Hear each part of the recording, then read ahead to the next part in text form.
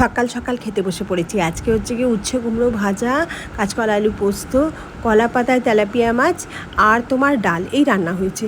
গতকাল নিয়ে এসলাম কলা পাতা দিদির বাড়ি থেকে চিংড়ি মাছ রান্না করেছিলাম। সেই কলা পাতারই কিছুটা রয়েছে, তাতেই আজকে তেলাপিয়া মাছ রান্না হলো। কলা পাতা তো আজকাল পাওয়াই যায় না। আর তাড়াহুড়ো করে শাড়ি পরতে গিয়ে দেখো সেফটি পিন ফুটে গেল, হাতে রক্তও বেরিয়ে গেল। কি করবো, এই সময়টা এত তাড়াহুড়ো থাকে কি বলবো। আজকে সব সবজি মা কেটে দিয়েছে।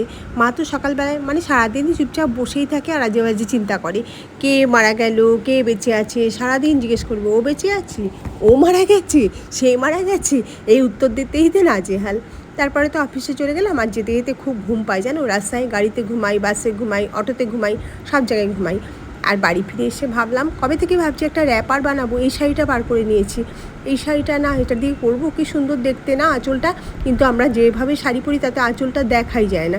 এই আঁচলটা এত ভালো দেখতে, তাই আর কাটলাম না।